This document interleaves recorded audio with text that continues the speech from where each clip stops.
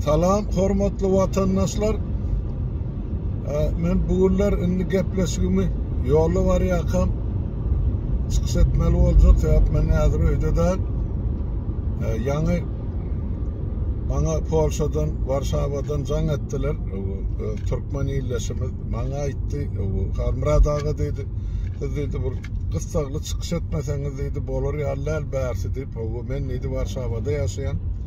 O näme boldy diýsem, ýaşullydy şu gelýän ýigitlerimiz, gyýdlarymız var ýa-ni Ukrainadan. Şolary diýe ozal Polşada ýaşap we işläp beren ýa-ni watandaşlarymyz garşylap aýdýarlar diýe ine $1000 berseňiz biz size şu taýdan wagtlaýyn oturma alyp bereli, soň size iş tapyp bereli diýe. Şuraya teklip bilen wagtlarly öňüne çykyp aýnaşyp ýörür diýe da gelen studentlaryň gapdalyny. Ondan ýene de diýe bir maşyny skema diýe aýdýarlar diýe eger diýe adam maşyny 30 eurodan ýygnasaňyz ondan size Almaniýadan ne şular ýaly wagtlaýyn başpenaýa gaçyp atalga almagy kömek edýärler. Şu zatlar barada harmrada özüňiz bir aýdyp beräýseňiz ýaşlary ýa watandaşlarymyza. Ene şu haýsam men ýerine ýetirýän hakykatdan men size ýazdym, näçany saýtymda dur.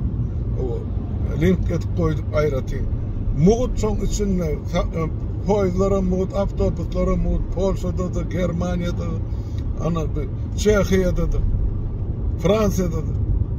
Nira gitseňiz transportyňyz mugut diňesi şol türkmen pasportuňyz görkezin men studentdi. Şol hem yeterlik. Eýem siz Ukrainadan içine salynan bolsaňyz, diýmeksiz şu Ukraina kanuny boýunça Ukraina garajdalary ýurtdan çykmak gadagan erkek göbekli. Siz erkek göbek bolup ýurdun daşyna çykkan bolsaň Ukraina, ýa-ni okap beren student ýaşlar. Ya işläp bererler türkmen pasportly. Diýmeksiz Ukraina garajdany der. Ukraina siz saklap bilmeýän, şoň üçin siz arkaň terhetden geçip bilýän. Gyýlar bardy gurrun ýok.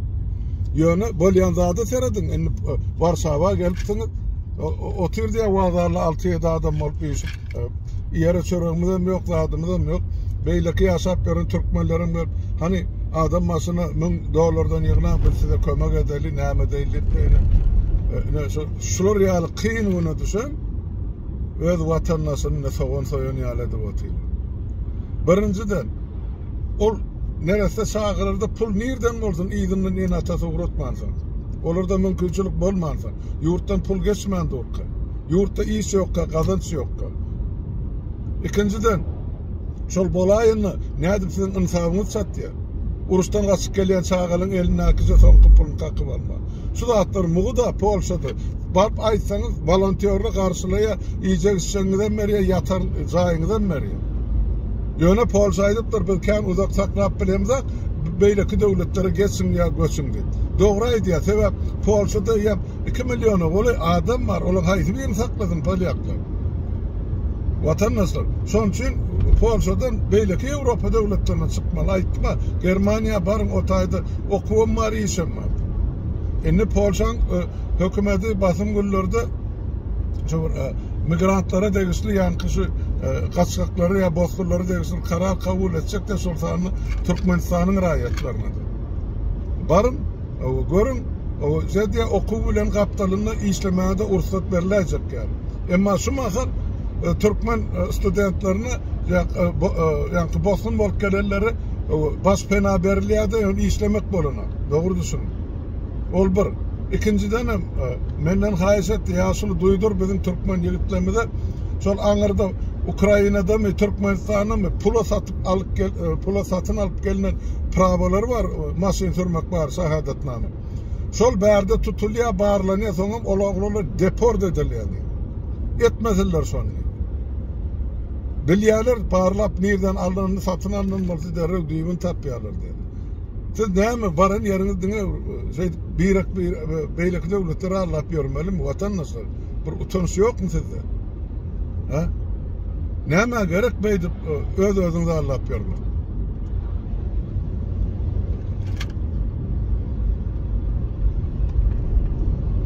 Şoň üçin seredin menden size maslahat.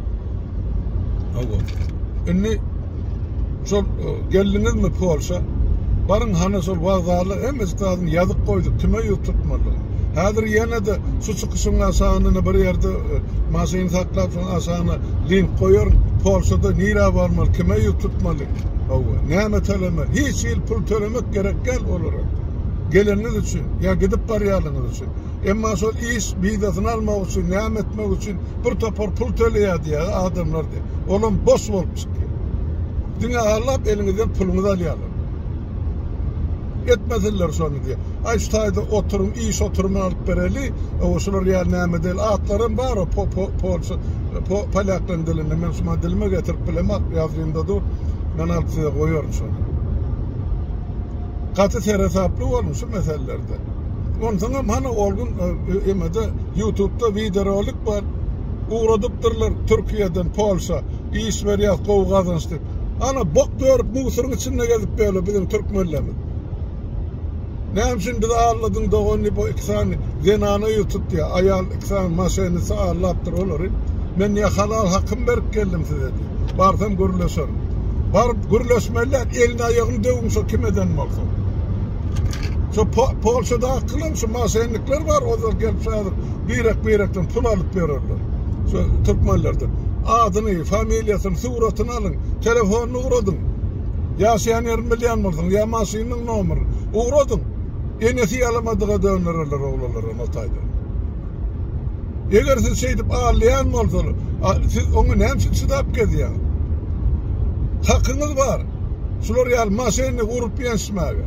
Hükümet seyretmeyen mi olsun? Türkmenistan'ın ilişkanısına siz gerek değil olsanız. Türkmenistan'ın hükümetine gerek değil olsanız. Yine de Türkmen gelip siz ağırlayan mı olsun? Elini ayağını kül edin, kalan ömrün invalid kalyaskada yaşak geçer yani. Şuanın mı? Bir kısadan şey dersiniz var, kalan onun maşenliklerin üstüne su sepileni halı var. Özünüzü anlatıp otursunuz da siz onu. Neme gerek? Düşünün, bırakmışsınız atların bir kanunluğunu. Aydıp verdim, yazılgıdır, barın okan etmelisiniz. Germanya'da adamlar size karşı alırsa çotaydı. Yok, Varsava'dakini vazarlı yıkıp veren maşenlikleri özlerine anla diyelim. Yeni de bir aydılmazlar. Şu gelen studentlerin arasında student bakanası bilen mehemen işlerlerim geliyor yaşıllıydı. Biz onlar biliyoruz kimdiğini yöne sonra dedi size haberini yetirirsin. Eğer şeyle olayan varsa onu seyredin.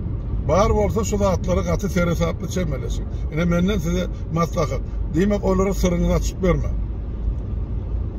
Yeni de bir aydılmazlar yankı bizim studentlerimiz, yaşlarımız Rumınya, Buharest'e varıptır diye. Bak adınıza dönün. Rumınya bilen yankı Bulgariya Yevrosayyuz'un 28-29 devletinin içinde en iki garibi asaktır. Sizden barıp sotaydı neyme gün görecek o milletlerin özlerine ne iş var ne çörek var yeter. Onun için sizi ters yolu vurur diye Türkmenistan'ın hükümeti ya ilişkanlısı. Aydiyan yenen bir gedir. Eğer Avrupa'da halkı işleyecek olsanız onu Germaniya çıkın. O devlete neyse deyden iş migrantı gerek yeka şart siz saltırak diline öğrenmeli. İşe durmalı. Hem okumuza kalmalı. Size başka ne hemen göre var mı? Hem Türkmenistan'a varanızda size iş var mı ya okul var mı? Son iyiliğinde iş verin çıkıp bilmeyen ona maydayın. Yani vatandaşlar özünüz oturun, oylanın, fikirlerin ve özünüze gerek neticeni çıkarın. Böyle anlaşılırlıkça sağ oturun, ben sonra bir yerde duramda aşağına yazarmış olayım ki. Sağ olun.